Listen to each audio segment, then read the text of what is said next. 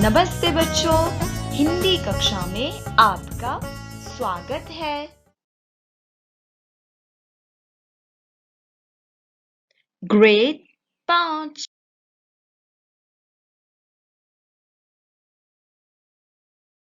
आज के हमारे पाठ का शीर्षक है विभक्ति।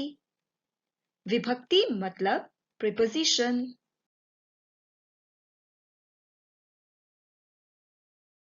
आज के पाठ का उद्देश्य कहानी के माध्यम से विभक्तियों का परिचय कराना, विभक्तियों के चिन्हों से अवगत कराना, सरल वाक्यों में विभक्तियों के प्रयोग को समझाना। बच्चों, आज हम कारक के बारे में पढ़ेंगे। चलो, उससे पहले एक कहानी सुनो। एक बार जंगल में एक बाज एक कबूतर का पीछा कर रहा था। अचानक बाज एक बहेलिये के बिछाए जाल में फंस गया। उसने चोंच से जाल काटने की कोशिश की, परंतु वह जाल नहीं काट पाया। जब बहेलिया जाल लेने आया, तब बाज ने कहा, मैंने तुम्हारा क्या बिगाड़ा है जो तुमने मुझे पकड़ लिया? मुझे छोड़ दो। बहेलिये ने उत्तर दिया, उस कबूतर ने भी तो तुम्हें कष्ट नहीं पहुंचाया था, परंतु तुमने उस पर झपट्टा क्यों मारा? जो जैसा करता है उसे वैसा ही फल मिलता है।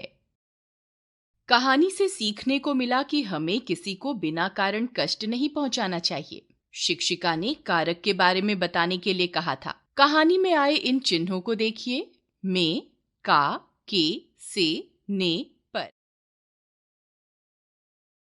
विभक्ति क्या है, इसको जानने से पहले चले एक कहानी पढ़ते हैं। कहानी का शीर्षक है टाइगर की रोटी। इस कहानी में एक कुत्ता है और एक कौवा। पहला वाक्य, रोशन के घर में एक कुत्ता था। इस वाक्य में दो विभक्तियां हैं, पहचानिए तो, के और में। दूसरा वाक्य, उसका नाम टाइगर था। इस वाक्य में उसका विभक्ति है। तीसरा वाक्य, एक दिन रोशन अपने दादाजी के साथ टाइगर को रोटी देने गया। इस वाक्य में के और को विभक्तियां हैं।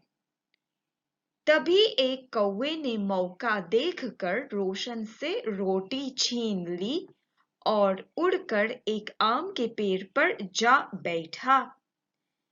इस वाक्य में चार विभक्तियां हैं, ने, से, के और पर। चलिए अब दूसरे अंश को देखते हैं। टाइगर दौड़कर उसके पास गया और जोर जोर से भौंकने लगा।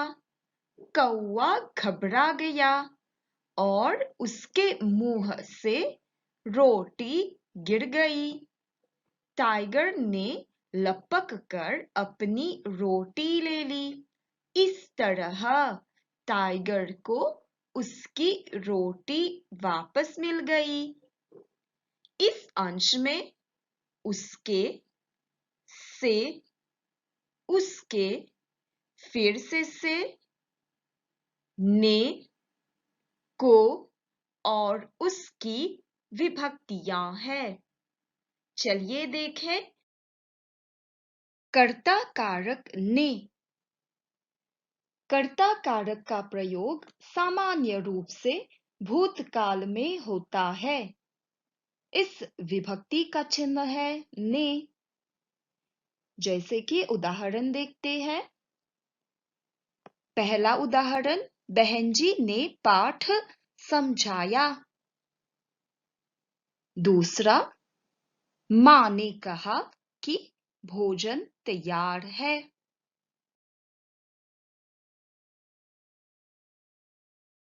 कर्म कारक को।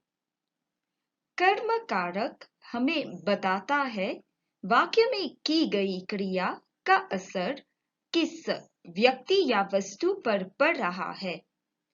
इसका विभक्ति चिन्ह है को। उदाहरण, पिताजी ने माली को पुकारा। इस वाक्य में माली कर्म है तो माली के साथ को लगाया गया है। उसी प्रकार दूसरा उदाहरण, पुलिस ने चोर को पकड़ा। पुलिस ने किसको पकड़ा? चोर को। इस वाक्य में चोर कर्म है तो चोर के साथ को लगाया गया है।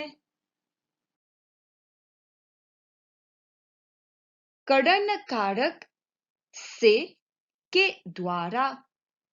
करण कारक वह साधन है जिससे क्रिया होती है और इसके दो विभक्ति चिन्ह है, से और के द्वारा। चले देखें वाक्यों में इनका प्रयोग कैसे करते हैं। पहला वाक्य, मेरा भाई गेंद से खेलता है। मेरा भाई किससे खेलता है? गेंद से। यहाँ पर गेंद साधन है। दूसरा वाक्य, फूफू फूल से पूजा करती है। फूफू किससे पूजा करती है? फूल से। इस वाक्य में फूल साधन है। करण कारक की दूसरी विभक्ति है के द्वारा। चलिए के द्वारा के कुछ उदाहरण देखते हैं। तीसरा वाक्य, मैं रोहित के द्वारा कॉपी भेज दूंगी। मैं किसके द्वारा कॉपी भेज दूंगी? रोहित के द्वारा।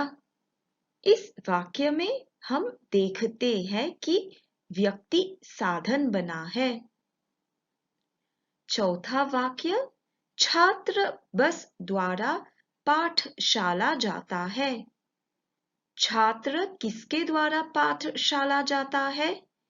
बस द्वारा। संप्रदान कारक को के लिए।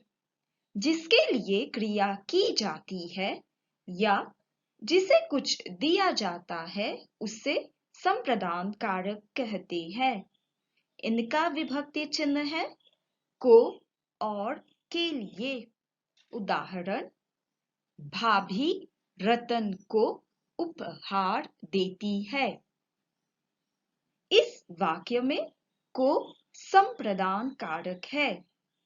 भाभी किसको उपहार देती है? रतन को। उसी प्रकार दूसरा वाक्य, राकेश फूलों को पसंद करता है। राकेश किसको पसंद करता है? फूलों को। संप्रदान कारक का दूसरा चिन्ह है के लिए। उदाहरण, तीसरा वाक्य, मौसा जी बच्चों के लिए खिलौने लाते हैं। मौसा जी किसके लिए खिलौने लाते हैं? बच्चों के लिए। उसी प्रकार चौथा वाक्य है, स्वस्थ रहने के लिए व्यायाम आवश्यक है। अपादान कारक। जब दो वस्तुएं अलग होती है तब अपादान कारक का प्रयोग करते हैं। इसका चिन्ह है से। अब जैसे कि आपको पता है, से करण कारक में भी होता है। वहां करण कारक साधन के लिए प्रयोग किया गया है, किंतु अपादान से का मतलब अलग होना है। जैसे उदाहरण, पहला वाक्य, चूहा बिल से अचानक निकला। दूसरा वाक्य, यात्री बस से उतरता है।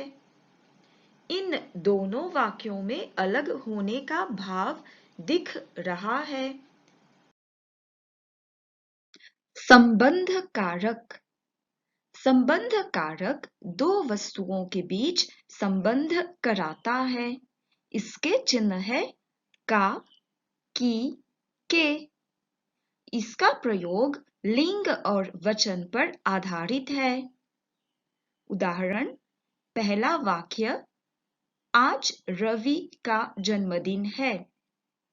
इस वाक्य में का संबंध जन्मदिन से है और चूंकि जन्मदिन पुल्लिंग शब्द है तो का प्रयोग हुआ है। इसी तरह दूसरा उदाहरण, दिवाली के दिन लक्ष्मी जी की पूजा की जाती है। इस वाक्य में भी की का संबंध पूजा से है और पूजा शब्द स्त्रीलिंग शब्द है, इसीलिए की का प्रयोग किया गया है।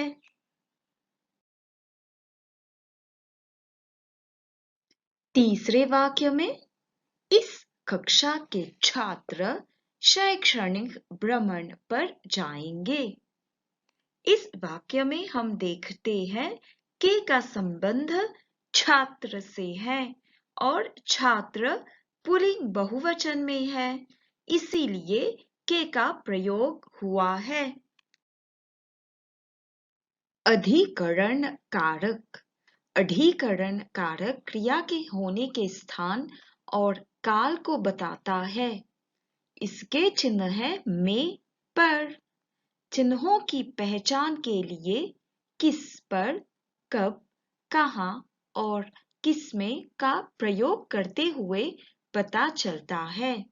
उदाहरण, पहला वाक्य, तालाब में रंग बिरंगी मछलियां हैं। किसमें रंग बिरंगी मछलियां हैं? तालाब में। दूसरा वाक्य, मेज पर एक सुंदर गमला है। किस पर एक सुंदर गमला है? मेज पर। अब चलिए कुछ अभ्यास कार्य की ओर बढ़ते हैं। रिक्त स्थानों को उचित विभक्तियों से पूरा कीजिए। के, ने, के लिए, से, को। पहला वाक्य, आरव एक सुंदर गाना सुनाया। दूसरा वाक्य, रिचा नई कलम लिख रही है। तीसरा वाक्य, उसने पड़ोसी फल दिए। चौथा वाक्य, लक्ष्मण अपने बड़े भाई श्री राम साथ वन गए थे। पांचवा वाक्य, दीदी पिताजी चाय बना रही है। छात्रों, अब हम आपको कुछ समय दे रहे हैं। जल्दी से ये वाक्य अपनी कॉपी में लिखिए और इन्हें पूरा कीजिए।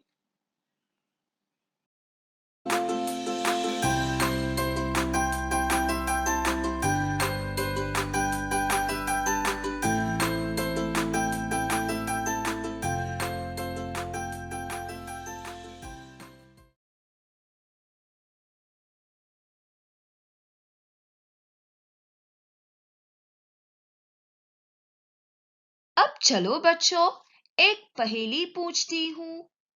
जो करता है वायु शुद्ध, फल देकर जो पेट भरे, मानव बना है उसका दुश्मन, फिर भी वह उपकार करे।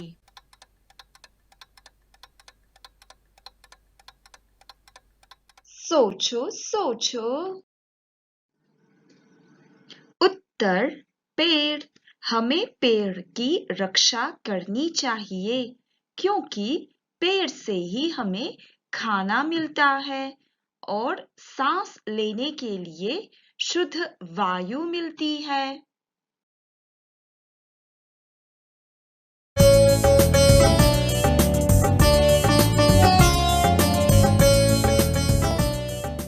धन्यवाद।